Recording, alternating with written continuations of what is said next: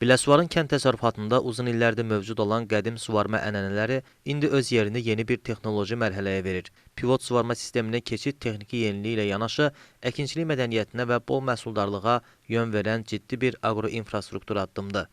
Nəzərə alsaq ki, rayon ərazisində əkin sahələrinin ərazisi son 10 ildə 50%-dən çox artaraq 64 min hektara çatdırılıb. Bunun da 58 min hektara qədəri suvarılan torpaqlardır. Bu baxımdan ölkənin ən çətin suvarma şəraitinə malik Biləsuvarda müasir suvarma sistemlərinin tətbiqi burada ənənəvi və qeyri-ənənəvi bitkilərin becərilməsində effektiv istifadəyə imkan yaradacaq.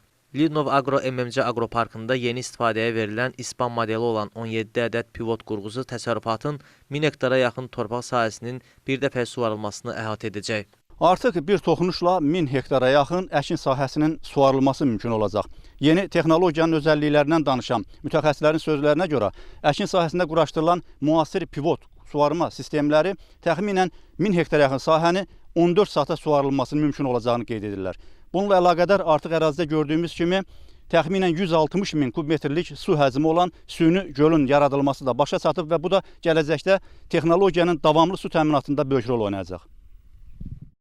Əslində sezon əkilən belə deyək, illik əkilən tarla bitkilərinin hamısını suvara bilirik.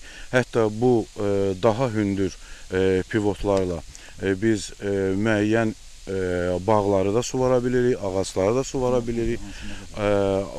Burada taxıl, qarğadalı, soya, çuğundur ola bilər, pambıq ola bilər. Bunlar nəzərdə tutulur. Ərazimiz 1000 hektara yaxındır və ərazidə çeşidlərimiz çox olacaq. Biləsuvar rayonunda əkinlərin suvarma suyu yalnız bir mənbədən, yerüstü sulardan ibarətdir. Araz çayından Cənubi Muğan kanalı vasitəsilə və transsərhəd Bolqarçay vasitəsilə. Bu isə xüsusən yay aylarında rayonda ciddi su qıtlığı ilə özünü daha çox biruzə verir. Yeni təsərrüfatlarda müasir suvarma sistemlərinin yaxın gələcəkdə kütləvi tətbiqi artıq suvarma prosesində təbiətin kaprizlərinə də bağlılığı azaldaraq məhsul istehsalını arzu olunan səviyyəyə çatdıracaq.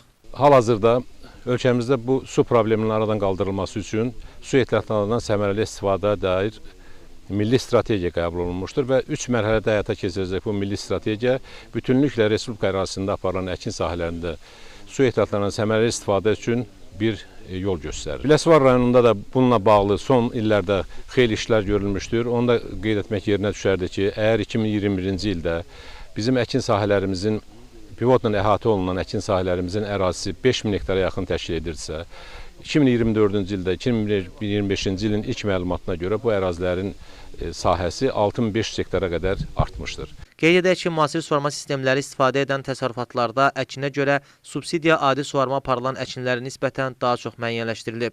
Məsələn, payızlıq taxıl məhsulları əkinlərində bu hər hektara 230 və 290 manat təşkil edir. Bundan başqa müasir suvarma sistemi almaq istəyən fermerə ilkin dəyərin 40%-ə qədəri güzəşt olunur. Əyyub Türkay, Samir Qurbanov, Said Aydınoğlu, Biləsuvar.